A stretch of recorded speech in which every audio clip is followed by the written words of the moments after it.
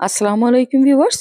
আজকে আমি একই ভিডিওতে ২ ধরনের মজাদার ভর্তা রেসিপি শেয়ার করব। আশা করি রেসিপি ২ টা আপনাদের কাছে অনেক বেশি ভালো লাগবে। তো আমি ১ম এ লাউ পাতা ভর্তা করে নেব। এর জন্য আমি কিছু লাউ পাতা নিয়েছি এখানে। এগুলিকে ধুয়ে ভালোভাবে পরিষ্কার করে নিয়েছি।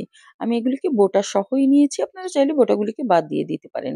দিয়ে দিচ্ছি একটা বড় আকারের রসুন খোসা ছাড়িয়ে, তারপর দিয়ে দিলাম ৪ টার মতো কাঁচামরিচ, দিয়ে দিলাম একটা পেঁয়াজ কুচি। আরও দিয়ে দিচ্ছি কিছুটা চিংড়ি মাছ। আমি এখানে কষানো চিংড়ি মাছ দিয়েছি। আপনারা চাইলে কাঁচাটাও দিয়ে নিতে পারেন। দিয়ে দিচ্ছি লবণ স্বাদ মতো। তারপর কিছুটা হালকা পানি দিয়ে আমি এগুলিকে সুন্দরভাবে সিদ্ধ করে নিব। এই যে পানি দেওয়া হয়ে গেল। এখন ঢাকনা দিয়ে ঢেকে মিডিয়াম হিটে আমি এগুলি সিদ্ধ করে নিব। সিদ্ধ হওয়ার জন্য অপেক্ষা করছি। এই যে দেখুন ঢাকনাটা খুলে নিলাম। যে কিছুটা ঝোল আছে, এটাকে শুকিয়ে নিতে হবে। আমি চিংড়ি মাছগুলি আর পেঁয়াজ, রসুন, কাঁচামরিচ এক সাইড করে নিচ্ছি। নিয়ে পাতাটাকে একটু উল্টে দিব যেন সুন্দরভাবে সব দিকে সিদ্ধ হয়। তাহলে এটা ভর্তা করতে সুবিধা হবে। এই যে দেখুন আমি উল্টে দিলাম। উল্টে পাল্টে এই যে পানিটা আছে এটা ভালোভাবে শুকিয়ে নিব।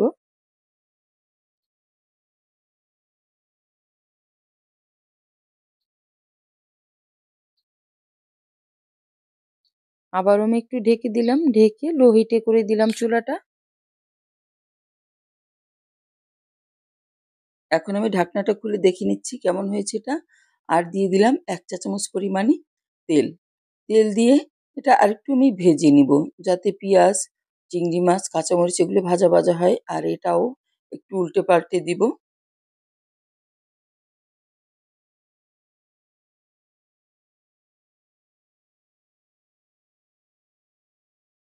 এই যে দেখুন কয়েক সেকেন্ড ভাজার পরে এতে আমি কিছুটা চিলি ফ্লেক্স দিয়ে দিব। আপনারা চাইলে এখানে ভাজা মরিচও দিয়ে দিতে পারেন। এতে স্বাদটা বেড়ে যাবে। এই যে দিয়ে আমি আরেকটু ভেজে নিচ্ছি। এই যে এটা আমার রেডি হয়ে গেছে ভর্তার জন্য।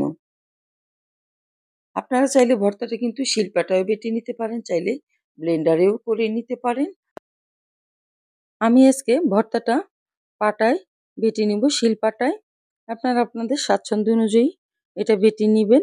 এই যে দেখুন আমি একটা শিলপাটা নিয়েছি, তাতে সবটুকু ভর্তার মিশ্রণ আমি দিয়ে দিব।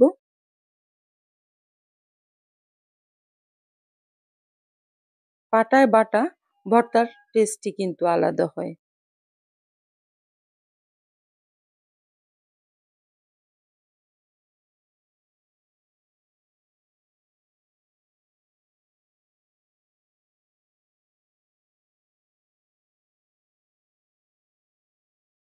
এই যে দেখুন একটা বাটা দেওয়া হয়ে গেছে এখন আমার।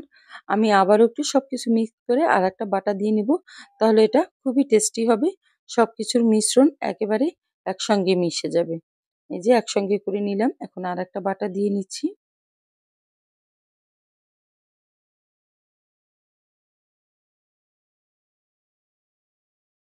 আগেকার দিনে কিন্তু আমাদের কোনো ব্লেন্ডার ছিল না। তখন কিন্তু আমাদের নানীদের দিরা এরকম পাটায় বেটেই ভর্তাগুলি তৈরি করতো। আর তার কিন্তু টেস্টও হতো অসাধারণ। এই যে আমার ভর্তাটা রেডি হয়ে গেছে। আপনারা চাইলে পাটায় কিছুটা ভাত নিয়েও মেখে খেতে পারেন। অনেক টেস্টি লাগে কিন্তু। খেয়ে দেখবেন। আমি একটু সার্ভ করে দিব এখন এটা।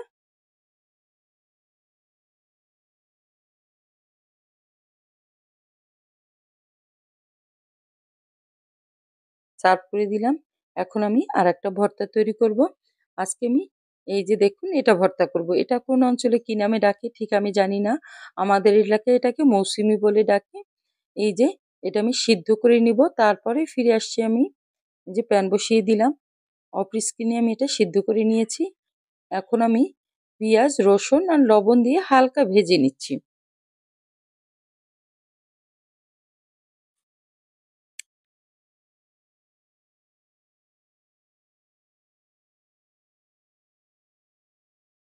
হালকা ভাজা হওয়ার পরে আমি এতে দিয়ে দিচ্ছি চিংড়ি মাছ।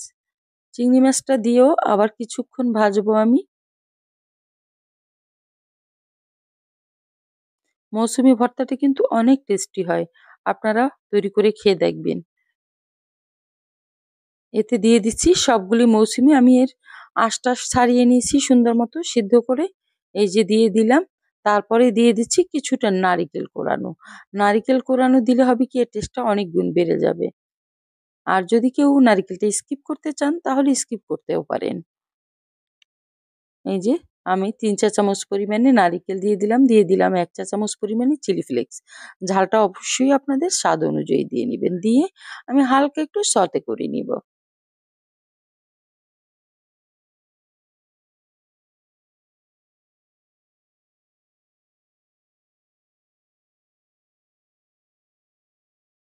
এই যে দেখুন এটা হালকা ভাজা আমার হয়ে গেছে।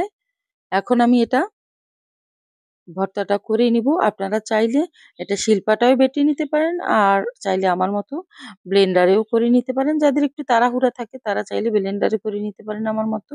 আর সময় থাকলে শিলপাটায় করে নিবেন। ভর্তাটা করে ফিরে আসছি।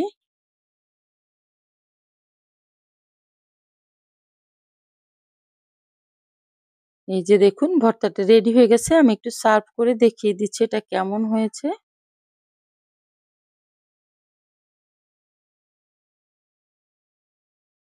আশা করি আজকের এই দুটি ভর্তাই আপনাদের কাছে অনেক বেশি ভালো লাগবে। বাসায় অবশ্যই ট্রাই করবেন, তাহলেই বুঝতে পারবেন যে আসলে এটা কতটা মজার। আর ভালো লাগলে বেশি বেশি শেয়ার করে দিবেন। সবাই অনেক বেশি ভালো থাকবেন। আল্লাহ হাফেজ।